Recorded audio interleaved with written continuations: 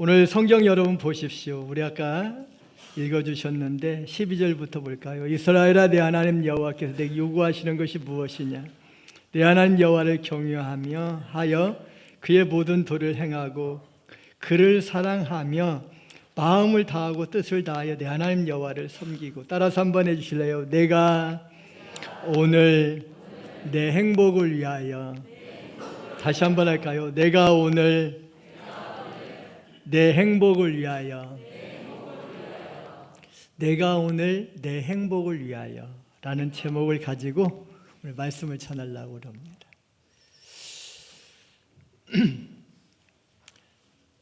행복이 도대체 무엇일까? 이 세상에서 행복하기를 싫어하는 사람들이 있을까? 여러분, 행복이 무엇입니까? 아니, 행복을 원하는데 행복이 뭐예요?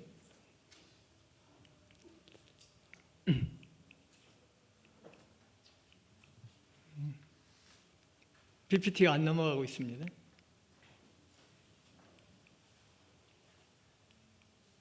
네.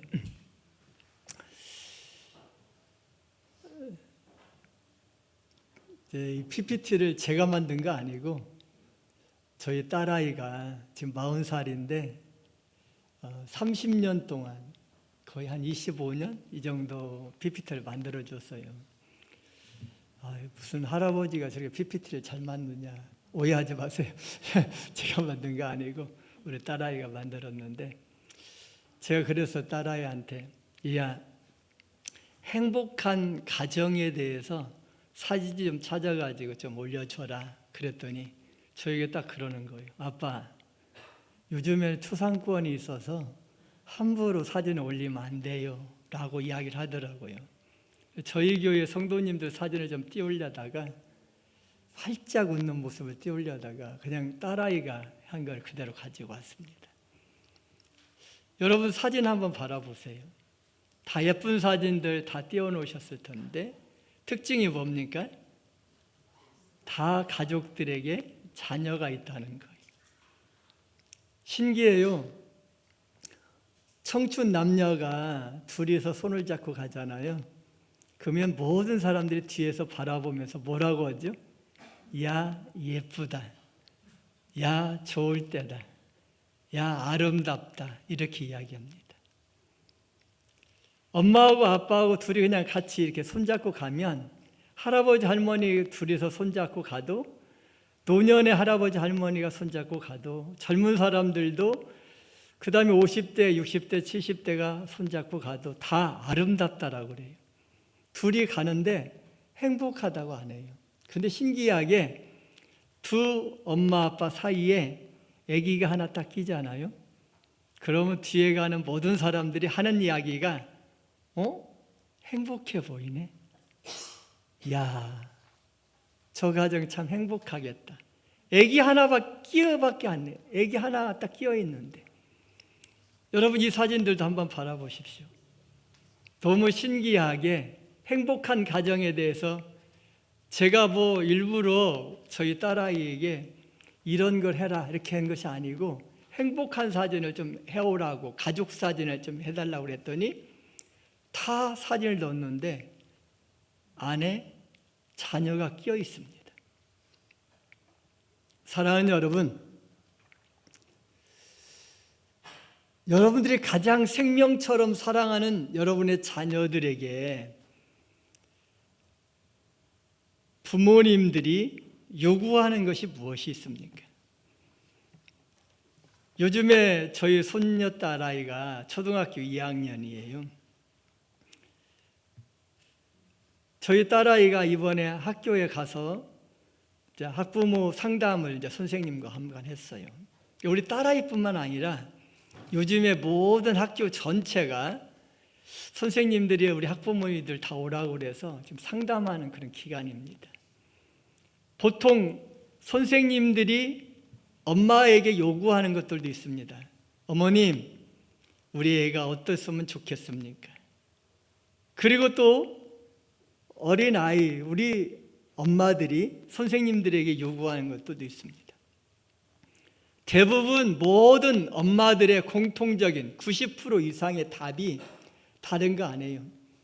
학교에서도 행복했으면 좋겠습니다. 이것이 다 답이더라고요. 부모님께서 자녀에게 요구하는 것은 딱 한 가지예요. 행복. 그런데 오늘 우리 주님께서도 이렇게 이야기하더라고요. 13절 여러분 보십시오. 12절에 보니까 이스라엘아 너의 하나님 여호와께서 너에게 요구하는 것이 무엇이냐. 13절에서 내가 오늘 우리 하나님이 오늘 너의 행복을 위하여 우리 하나님께서 우리에게 요구하시는 것도 딱 한 가지라는 거예요. 행복하기를 원한다. 내가 원하는 것이 아니라 하나님이 우리에게 요구하시는 것이 행복했으면 좋겠다. 우리 찬양대원들 진짜 하나님이 요구하시는 것이 뭐라고요? 행복해요. 행복한 거예요. 그러면 어떻게 하면 행복하면서 행복하게 살아갈 수 있을까요? 여러분이 이제 또 일주일 동안 살아갈 겁니다. 그래도 교회에 왔으니까 다 행복하려고 왔잖아요. 하나님께 예배 드리면서. 그러나 가장 중요한 것은 우리가 교회 안에서뿐만 아니라 교회 밖에서도 행복해야 하지 않겠습니까? 어떻게 하면 행복할 수 있는지를 오늘 성경이 우리들에게 가르쳐주고 있습니다. 첫 번째로 따라서 한번 해주실래요? 삶의 기준인 십계명을 주신 하나님. 다시 한번 할까요? 삶의 기준인 뭘 주셨다고요? 자, 오늘 성경 1절, 2절, 3절 우리 같이 한번 읽으실까요? 그때 여호와께서 시작.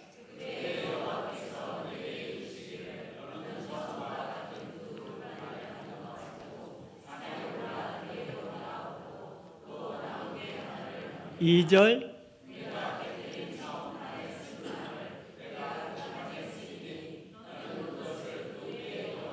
3절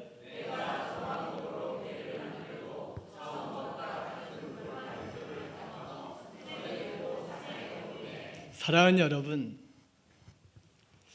너무 신기해요. 지금 오늘 본문은 모세가 자기가 40년 동안 아끼고 사랑했던 신실한 제자 여호수아에게 대권을 넘겨줬어요. 바톤 터치를 해주었어요. 그리고 이 여호수아와 자기가 40년 동안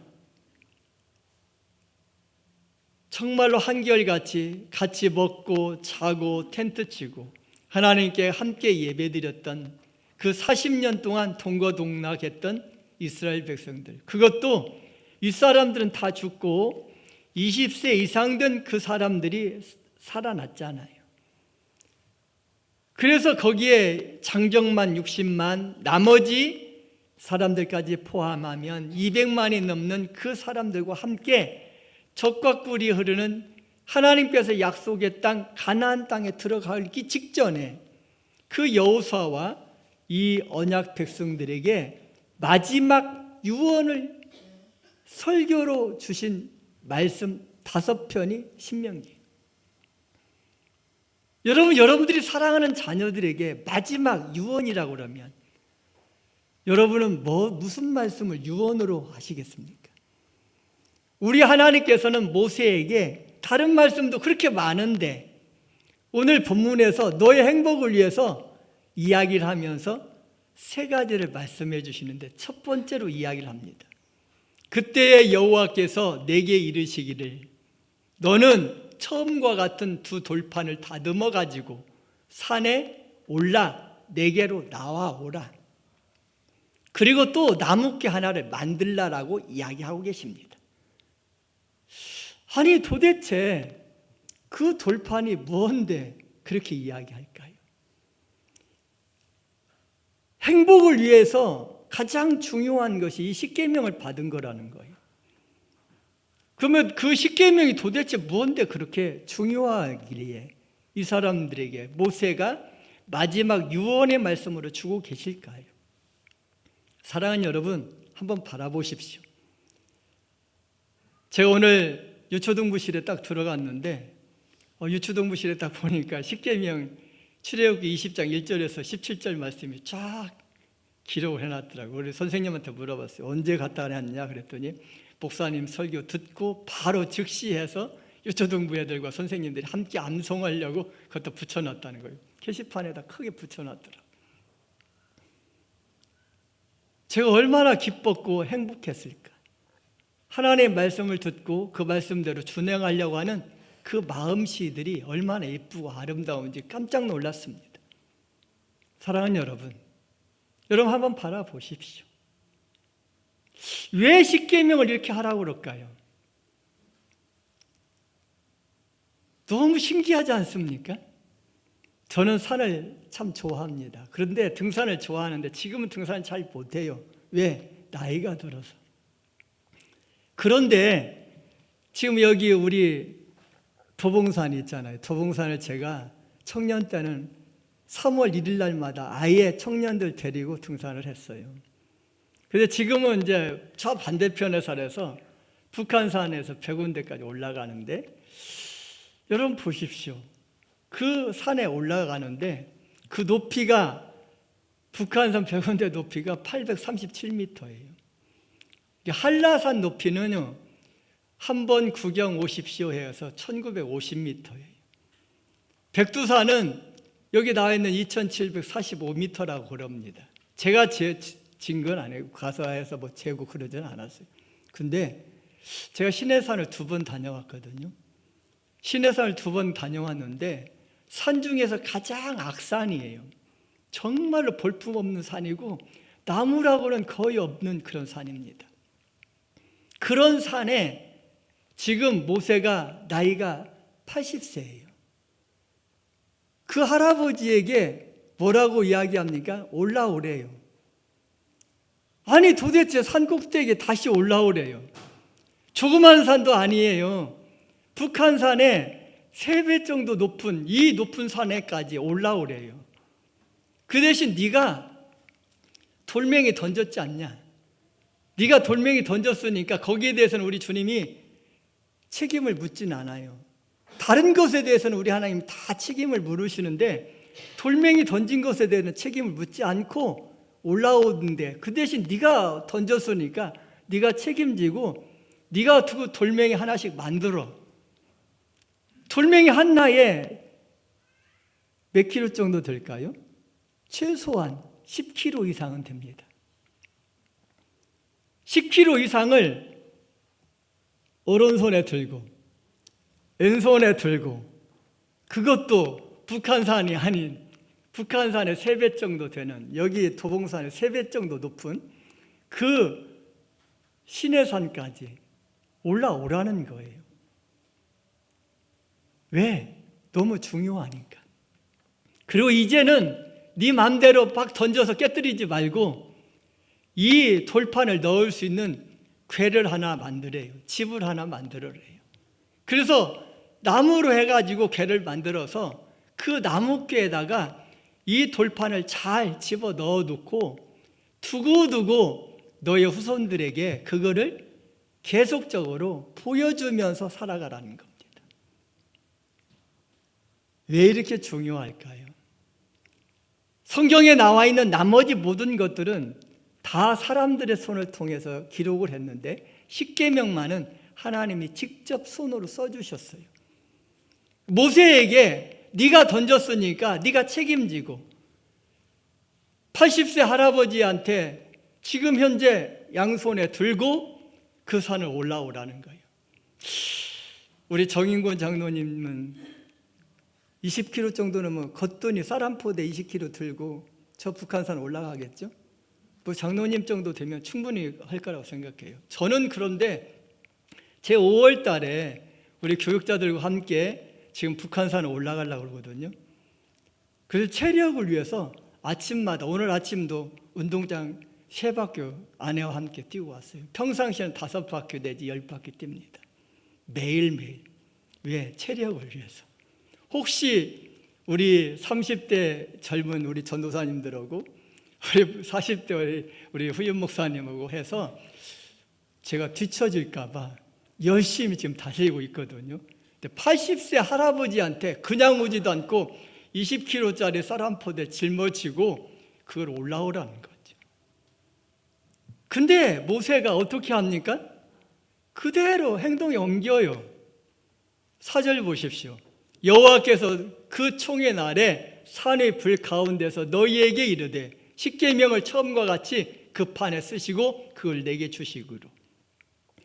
받은 말씀을 궤에 넣어서 잘 보관하고 순종하는 거예요. 5절도 여러분 보십시오. 내가 돌이켜 산에서 내려와서 따라서 한번 해주실래요? 여호와께서 내게 명령하신 대로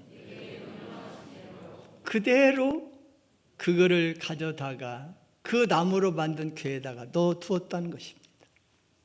왜? 기준이 이렇게 중요한 것입니다.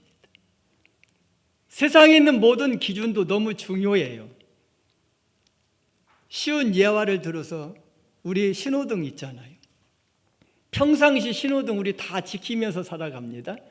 언제나 직진하다가 좌회전하게 해가지고 신호가 4개가 딱 있었어요. 근데 어느 날 지나고 보면 비보라는 것이 갑자기 딱 생겼어요. 그래서 바뀌어져요. 신호도, 신호 체계도.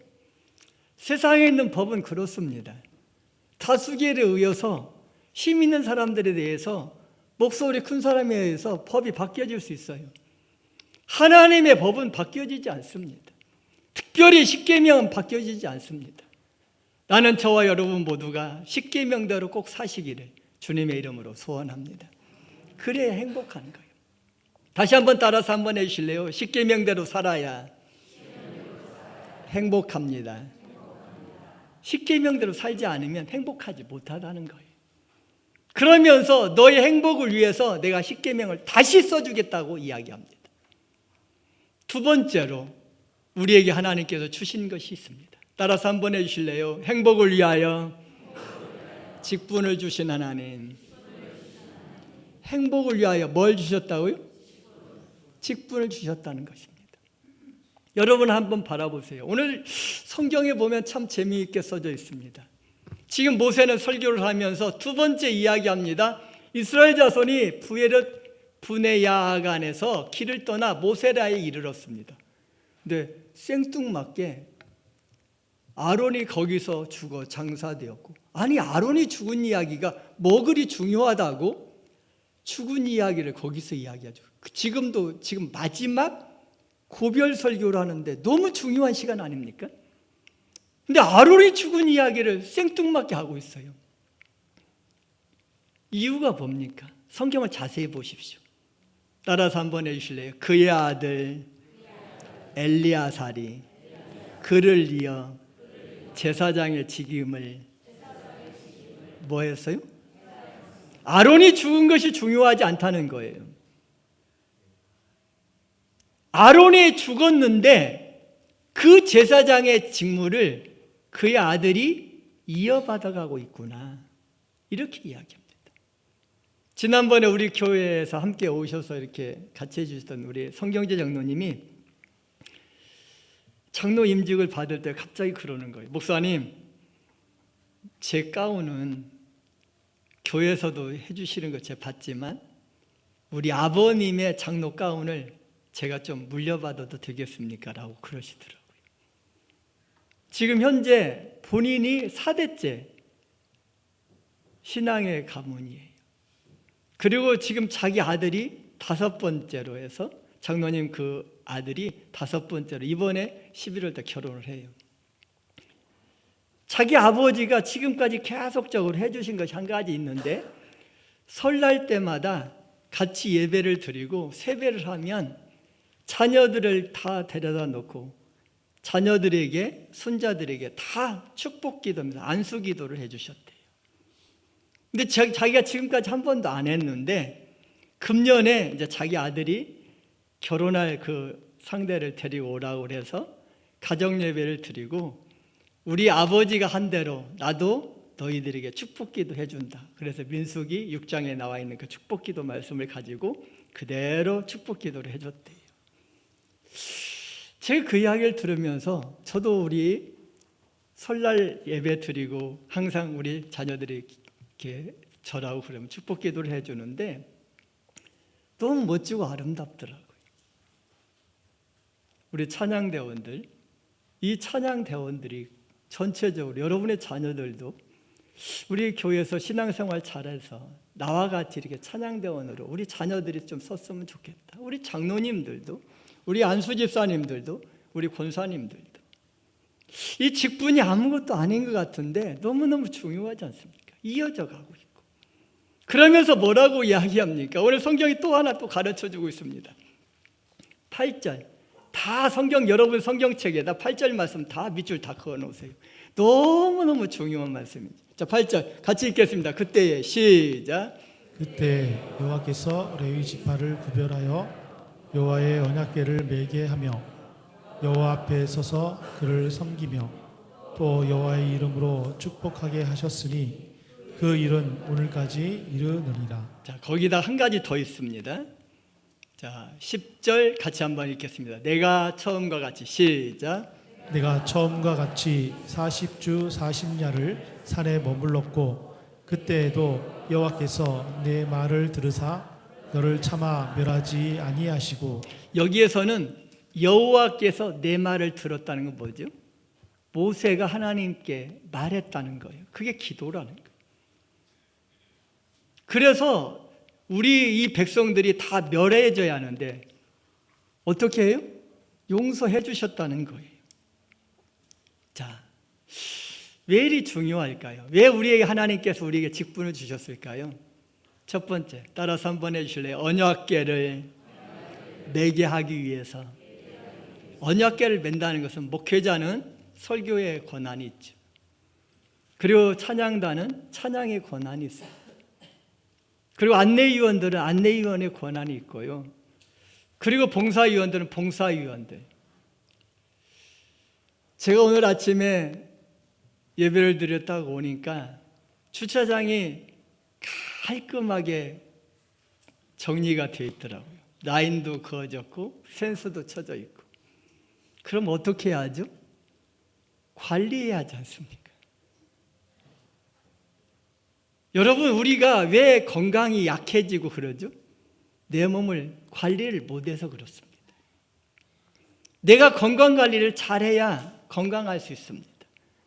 그와 마찬가지로 이 주차장이 있으면 이렇게 좋은 주차장 만들어 놨으면 관리해야 하잖아요.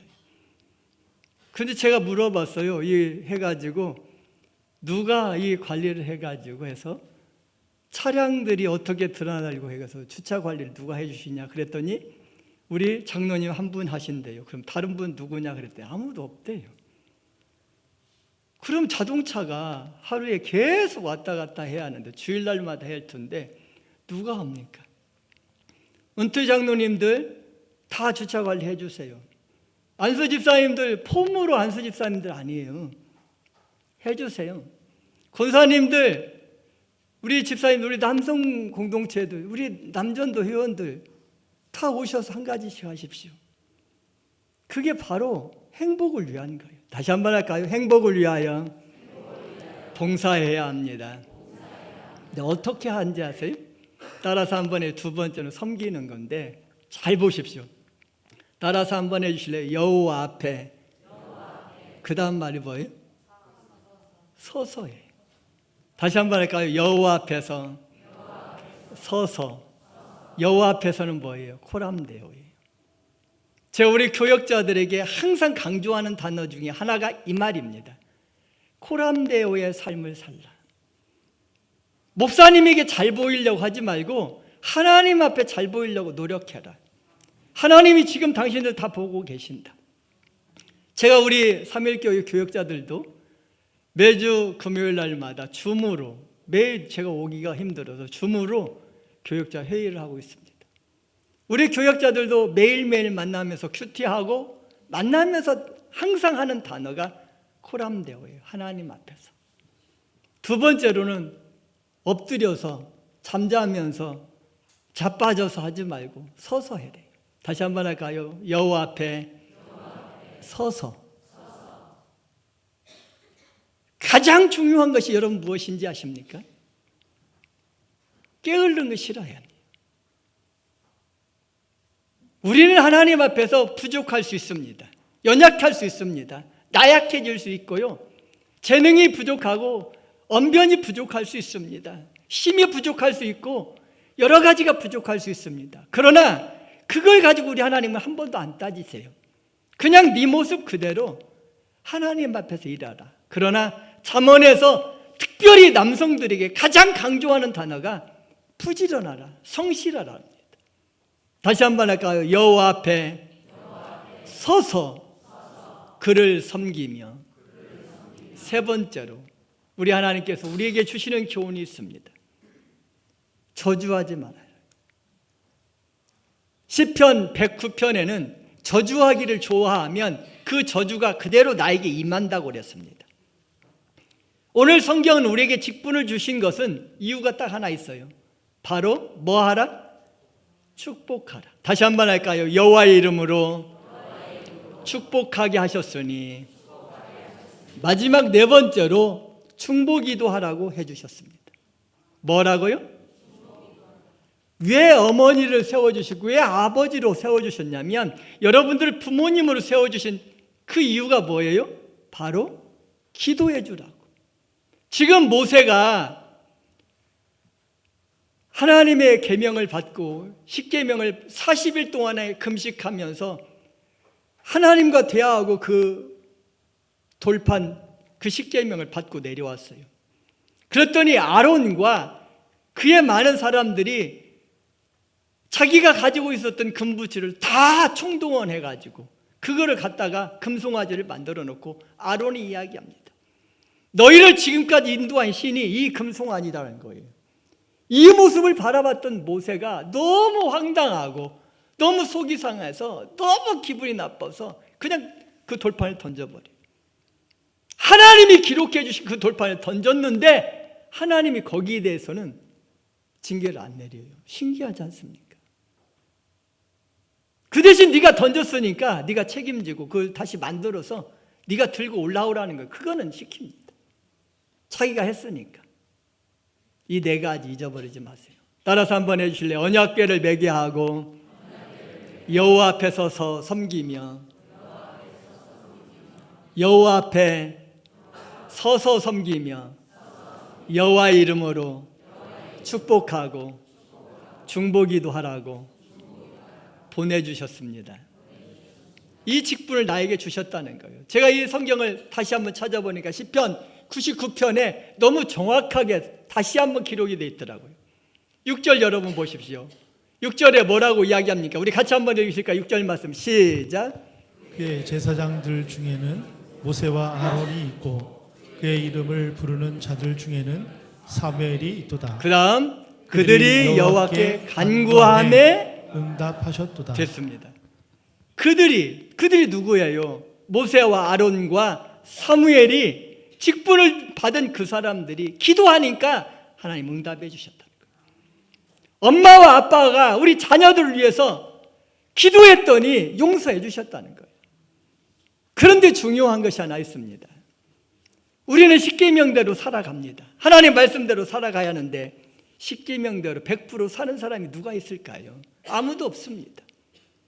그런데 신기하게 성경은 우리에게 가르쳐주고 있습니다. 뭐라고 이야기합니까? 8절 우리 같이 한번 읽으실까요? 여호와 우리의 하나님이여. 시작. 여호와 우리 하나님. 그 다음 말씀이 중요해요. 그들의 대로 갚기는 하셨으나 됐습니다. 뭐라고요? 행한 대로. 그들이 행한 대로. 도둑질하면 뭐라고요? 도둑질한 대가를 갚아요. 어디에서? 이 땅에서. 거짓말하면 뭐예요? 거짓말에 대한 대가를 갚으십니다. 간음하면 뭐예요? 간음에 대한 대가를 갚습니다. 대표적인 사람이 다윗입니다. 다윗은 은밀하게 밧세바를 범했지만 그의 아내들은 만천하에 드러나게 해버렸습니다. 살인죄도 은밀하게 했는데 그의 자녀들을 통해서 살인죄가 범해집니다. 그런데 중요한 말이 하나 더 있습니다. 행한 대로 갚기는 하셨으나. 따라서 한번 해주실래요? 그들을 용서하신 하나님이시니. 우리 하나님 어떤 분이시라고요? 용서하시는 하나님이세요. 우리 예수님 여러분 보십시오. 우리 예수님 이 땅에 오신 목적이 무엇이 있습니까? 우리의 죄를 용서해 주시기 위해서 이 땅에 와주셨어요. 이 땅에는 죄 없는 사람이 대신 죽어줘야 하는데, 나를 위해서 내가 죄를 지을 때마다 양 한 마리가 죽고 비둘기 한 마리가 죽고 송아지 한 마리가 죽는다면, 제가 지금까지 70년 동안 살아오면서 그 양 숫자만 해도 어마어마할 거예요. 그 많은 양들이 다 죽어줘야 하고, 그 송아지들이 다 죽어야 하고, 비둘기가 다 죽어줘야 한다면 어떻게 내가 살아갈 수 있겠습니까? 그런데 의인이, 죄가 없으신 분이 대신 죽어주면 된다는 거예요. 대신 죽어줄 사람이 아무도 없습니다. 그래서 우리 하나님께서 본인이 직접적으로 사람이 되셔가지고 예수님이 되셔서 이 땅에 와주신 것입니다. 그리고 나의 죄를 위해서 십자가를 져주시고, 마지막 순간에 우리 주님께서 해주셨던 한마디가 있습니다. 아버지여, 저들의 죄를 용서하여 주시옵소서. 우리 주님이 이 땅에 오셔서 마지막 해주신 말씀이 용서해달라고 그랬다면, 우리도 주님을 위해서, 주님을 닮아간다고 그러면서 내가 만나는 모든 사람들을 다 용서하면서 살아가야 행복하다는 것입니다. 성경은 이렇게 이야기합니다. 뭐라고 이야기합니까? 마태복음 6장 14절에 너희가 사람의 잘못을 용서하면 너희 하늘 아버지께서도 너희 잘못을 용서하려니와, 너희가 사람의 잘못을 용서하지 아니하면 너희 아버지께서도 너희 잘못을 용서하지 아니하신다는 거예요. 그러면서 뭐라고 이야기한지 아십니까? 베드로가 말합니다. 주님, 도대체 그럼 몇 번이나 용서합니까? 라고 이야기하니까 22절 여러분 보세요. 우리 같이 한번 읽으실까? 예수께서 이르시되, 시작. 예수께서 이르시되 내게 이르노니 7번뿐 아니라 7번을 70번까지라도 할지라. 아멘. 몇 번 용서하라고요? 무한대로 용서하라. 무한대로 용서하라는 거예요. 그러면서 그러면 용서를 진짜 어떻게 용서하냐? 말로서 나 용서했어. 옆에 사람한테 한 번 할까요? 용서했습니다.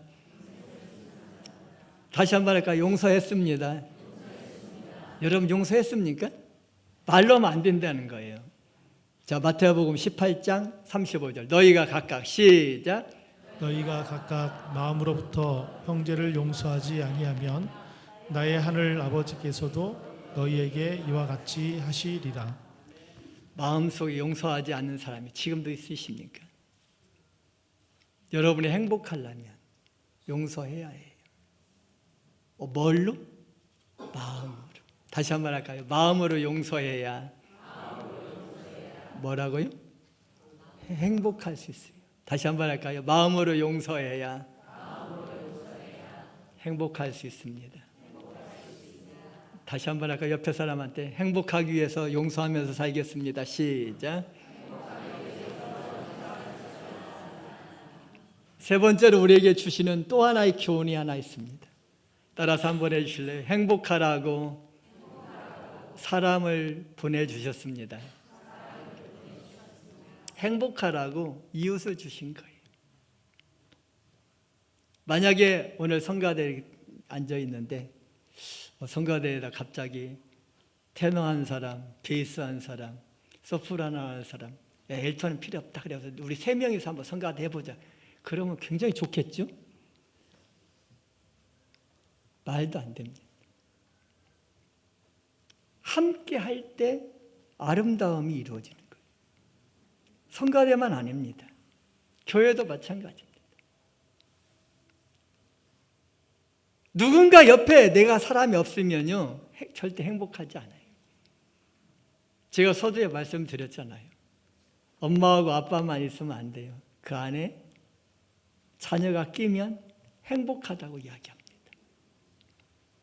행복이라는 것은 내 이웃이에요. 오늘 여기 12절부터 이렇게 이야기합니다. 이스라엘아, 내 하나님 여호와께서 너에게 요구하시는 것이 도대체 무엇이냐? 내 하나님 여호와를 경외하고 그의 모든 대로 행하고 그를 사랑하며 마음을 다하고 뜻을 다하여 내 하나님 여호와를 섬겨라. 13절, 오늘 내가 오늘 내 행복을 위하여 내게 명하는 여호와의 명령과 규례를 지킬 것이 아니냐? 하늘과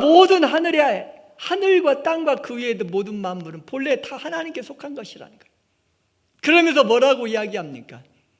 여호와께서 오직 내 조상들을 다 기뻐하시고 택해 주셨으니까. 16절 이렇게 이야기합니다. 우리 같이 한번 읽을까요? 16절 시작. 그러므로 너희는 마음의 할례를 행하고 다시는 목을 곧게 하지 말라. 목을 곧게 한다는 것이 뭐죠? 막 목을 막 세우라. 예를 하나 들을까요? 우리 소를 가지고 농사를 짓잖아요. 그러면 뒤에 있는 주인이 이래야 해가지고 탁탁탁 하고 가다. 그래서 오른쪽으로 와 그러면 오른쪽으로 이렇게 해가지고 코를 이렇게 뚫어놨으니까 이렇게 오거든요. 소들은 어떻게 해요? 말을 잘 들어요. 근데 가끔가다 말을 안 듣는 황소들이 이렇게 하다 보면 어떻게 해요? 싫어 하면 이게 목을 곧게 하는 거예요. 내가 하나님 말씀대로 순종해야 하는데 내 소견에 오른 대로 신앙생활 하는 거예요. 하나님께 말씀대로 봉사를 하고 하나님 말씀대로 살아가야 하는데 내 소견에 오른 대로 막 하는 거예요. 신앙생활도 마찬가지입니다. 11조도 대충 하고 그리고 주일 헌금도 대충 하고 하나님 앞에서 모든 걸 이렇게 대충 하고 다 자기 소견에 오른 대로 한 거예요. 봉사도 대충 하고 그 주일 성수도 대충 하고 기도도 대충 하고 성경대로 하는 것이 아니라 다 자기 소견에. 여러분들은 안 그렇죠? 우리 삼일교회는 워낙 더 말씀대로 잘 살아가니까 다 그렇죠? 따라서 한번 해주실래요? 우리 삼일교회는 말씀대로 정확하게 살고 있습니다. 성가대 그렇게 하고 있죠? 분명히 그럴 거예요.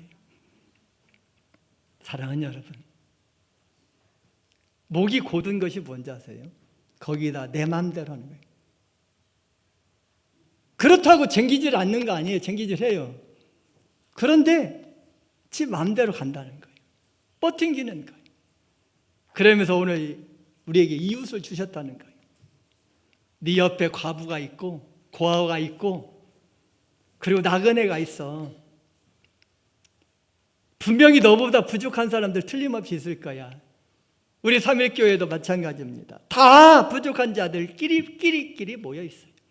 부족한 자들 다 내 주변에 나보다 잘하는 것도 있지만 그 사람 틀림없이 못하는 거 있습니다. 그들을 위해서 어떻게 하자는 거예요? 사랑해 주라는 거예요. 너희들도 본래 나그네였다는 거예요. 제가 신명기 7장, 8장, 지금 9장을 넘겨뛰고 지금 10장을 넘어왔는데 7장에서는 뭐라고 그래요? 너희는 여호와의 성민이야. 근데 네가 잘나고 똑똑해서 너희들 부른 거 아니야. 우리 하나님께서는 그냥 너를 사랑하기 때문에 불러주신 거야.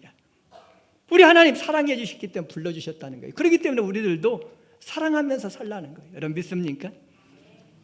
19절에 그렇게 이야기합니다. 뭐라고 이야기합니까? 너희는 나그네를 사랑하라. 너희도 애굽 땅에서 이미 나그네였다는 거예요. 그래서 하나님을 온전히 경외하고 섬기고 의지하고 하나님 앞에서 말씀대로 살아갈 뿐만 아니라 너희 이웃에게 사랑을 베풀면서 같이 살아가자는 것입니다. 왜? 우리 주님이 사랑이시니까요. 어느 분이 저에게 이렇게 글을 하나 보내왔습니다. 우리 아버지의 마음, 헤아릴 수 없는 아버지의 마음. 나의 고향은 경상남도 산청이다. 지금도 첩첩산 중에 상당히 가난한 곳이다. 그런데도 나의 아버지는 가정 형편도 안 되고 머리도 안 되는 나를 대도시 대구로 유학을 보내주셨다. 나는 대구 중학을 다녔는데 공부가 정말 하기 싫었다. 1학년 8반에서 나의 석차는 지금은 20명 이렇게 있는데 나의 석차는 68명 중에 굉장히 공부를 잘했더라고요. 68명 중에 내 석차는 68등이었다. 그래서 68명 중에 꼴찌를 했다. 지독하게 부끄러운 성적표를 들고 고향으로 가는 어린 마음에도 그 성적표를 부모님께 내밀 자신이 없었다. 무학의 한을 자식을 통해서 풀고자 했는데 맨 꼴찌라니. 끼니도 제대로 못 먹는 소장농을 하면서도 아들을 중학교에 보낼 생각을 한 부모님을 떠올리면 도저히 그냥 있을 수가 없었다. 그래서 잉크 지우개로 기록된 성적표를 68등에서 68에 그래도 좀 양심이 있어서 한 10등, 15등 이렇게 하고 싶었는데 이 친구는 얼마나 머리가 좋았는지 68등에 1등 딱 해버렸어요. 그래서 1등으로 고쳐서 아버지께 보여드렸다. 아버지는 초등학교도 못 다닌 무학이므로 내가 1등으로 고친 성적표를 틀림없이 알아차리지 못할 거라고 생각했다. 대구로 유학한 아들을 집으로 왔으니 갑자기 친지들이 싹 모여들었다. 찬석이가 공부를 잘했다니 아버지가 말했다. 앞으로 두고 보야죠. 그런데 이번에는 웃자다가 1등 했대요 라고 이야기했다. 야, 아들 하나는 잘 두었구만. 1등을 했으니 잔치를 해야 하지 않겠나? 라고 이야기했습니다. 그 당시 우리 집은 동네에서도 가장 가난한 집이었다. 이튿날 강에서 미역을 감고 돌아오니 아버지는 우리 집에 한 마리뿐인 돼지를 잡아 동네 사람들 모아놓고 잔치를 하고 있었다. 그 돼지는 우리 집 재산 목록 제1호였다. 기가 막힌 일이 벌어진 것이었다.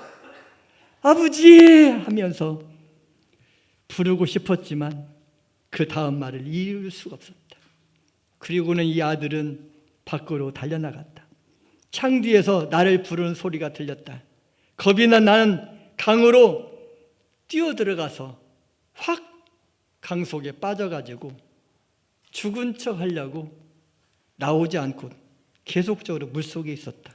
버티기를 한참 있다가 죽을 수는 없어서 별 수 없이 머리를 쳐들었다. 충격적인 그 사건으로 나는 완전히 달라졌다. 항상 그 일이 내 머리를 멍들고 있었기 때문이었다.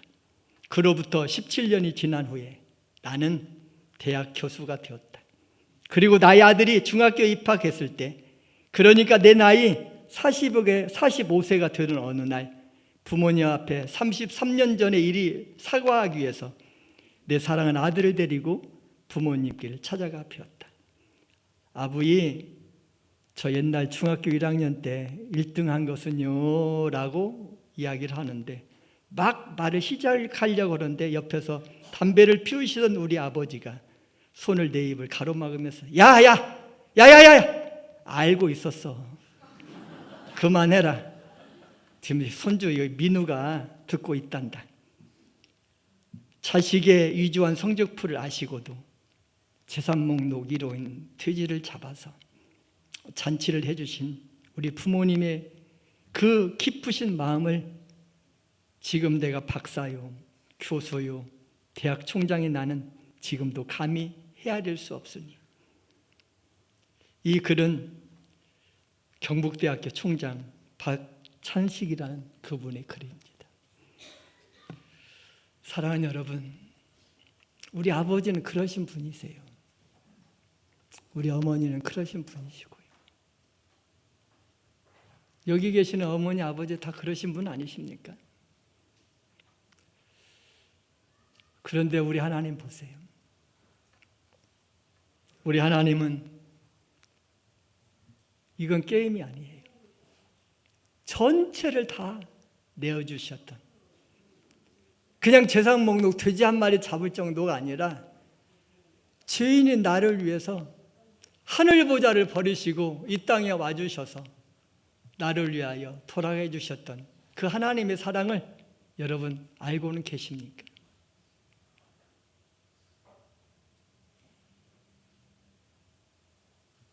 주님의 계명을 지키는 것이 사랑이라고 그랬는데 요한일서 4장 9절에 이렇게 이야기합니다.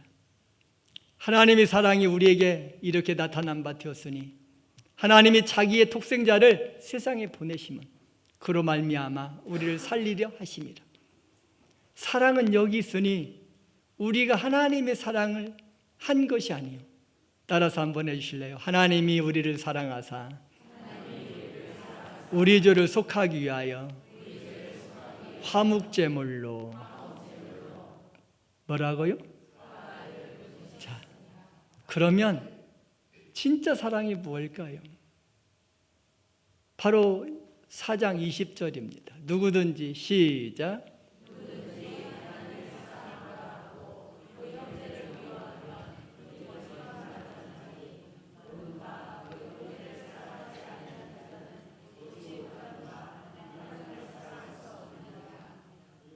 우리가 이 계명을 주께 받았나니